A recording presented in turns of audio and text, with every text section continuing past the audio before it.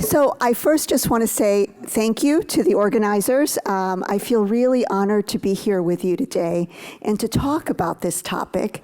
And I also want to apologize that due to technical difficulties, I won't have slides, but I'll have a chance to talk with you. So what about that? Clinical trials, and the reason this is so important is because that is how we make advances. Without cancer clinical trials, we would not have all the advances and the improvements that we have seen all around cancer care and in metastatic breast cancer. But if we look at participation in cancer treatment trials, does anyone know what the number would be? A guess, a thought? Less than 10%, 7%, of which about 90% are people that are white. So that does not really represent the cancer population. So we can do better. So that's really part of the goal for the talk is how can we do better? So cancer clinical trials, how are they organized? There's a whole bunch of work that happens before a clinical trial. There's all the preclinical time. But once we have clinical trials, once we are working with humans, phase 1, phase 2, phase 3, phase 4. Phase 1, is it safe? Phase 2, is it effective? And phase 3, is it as effective as the current standard of care? And then phase 4 is post-marketing. So you know how you read about some drug getting pulled off the market because now we see that these side effects are present? That's post-marketing data. So phase 1, 2, 3, and 4, and the rationale. So important to know when a person is being offered a clinical trial, what type of trial is it?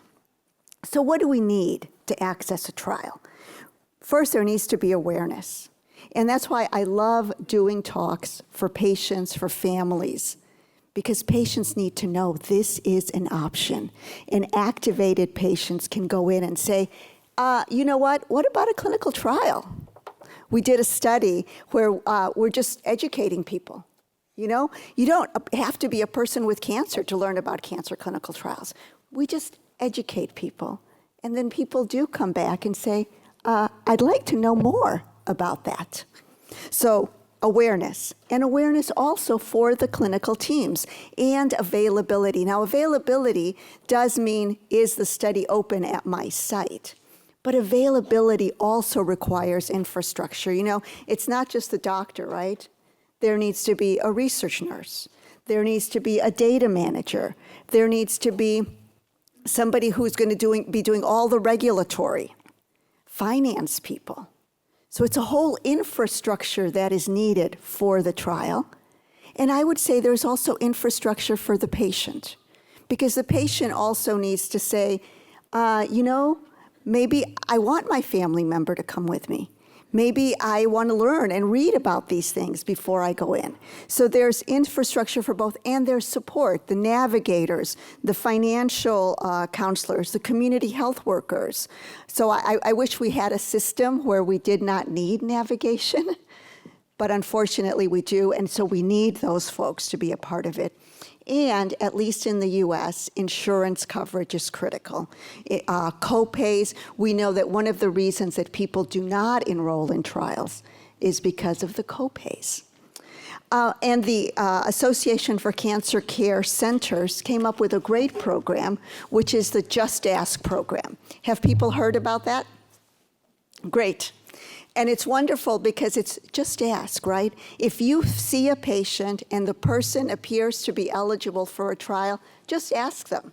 You don't need to figure out, oh, can they make all the appointments? Do they really meet all the eligibility? Just ask them. Make the invitation, and then have your team work it out. Let's work on facilitating access as opposed to presuming, they won't be able to do it. So a whole slew of factors are important to think about when we think about access. But once you have access, how do you communicate? And I think a really important question, kind of alluded to by our speakers, is what's important to you? How do you want to face this coming up period? Really important to know the person's priorities and to give time. You know, we are often rushed, right? We're often rushed. We're often thinking 10,000 miles ahead. One of the things that I'm really, not just an advocate, a practitioner of, is mindfulness, the being present. Be present. And this is really for both. Give time. And we've heard about the importance of the pause. To create an environment where questions are not just, you don't have any questions, right? Thank you, bye. But where we give space, an invitation to the questions, to the conversation, because we're listening. So creating that environment is really important. Another good question, I think, is how do you make decisions? You know, some people make decisions by, I want to learn everything about it and then decide. Some people say, you know, I need to talk with my family. Some people like videos. Some people like graphics. So can we provide those tools to the patient so that it fits their needs? And we want to think about literacy.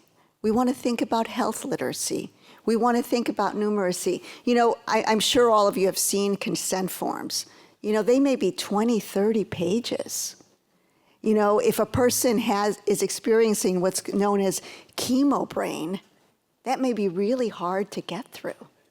How do we make it easier for people? Thinking about numeracy and, of course, thinking about language access. You know, I am still so shocked that we think that somehow we can get around that. That if by not providing tools in the person's own language, by not providing speech in the person's own language, language access is critical. And we talk about plain speaking, and I think sometimes people think, plain speaking, you know, is that dumbing down? It's not dumbing down. It just makes us be clear. We want to be clear. We want to be transparent. And we want to be able to say, you know, I don't know. Let me check on that for you. Be transparent. So that in that space, the patient, the family, can really be comfortable to ask questions, to take a copy of the consent form, to write on it, to bring it back. So this may not be a single one-stop event, the consent. What should be covered in that conversation? The purpose of the study. What is the question being addressed? I've wanted to do this study, you know, where the patient goes through the consent process and then they come out and then they're asked, what did you understand? Because often what we think we've said and what the patient has walked away with may not be the same. What is the purpose, the question? And what are we trying to learn here? How will we learn this?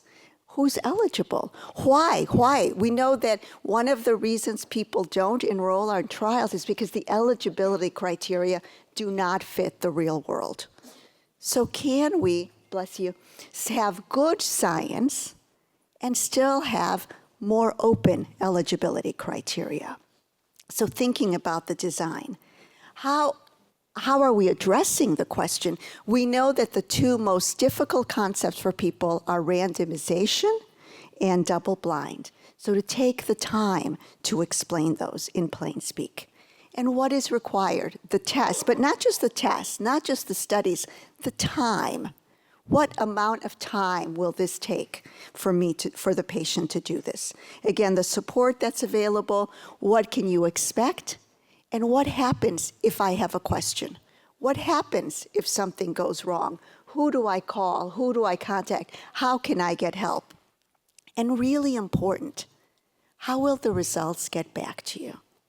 I think that's something we don't often think about. It's like, well, they'll be published in the Lancet. You know, we want to do better for our patients. So really today, this conversation is how can we do better than that 7%? How can we do better than almost 90% white enrollment? And we can do that by increasing availability, increasing access, and in the communication, listening, pausing, and actively inviting and working with patients and families to support cancer clinical trial enrollment. Thank you so much for your attention.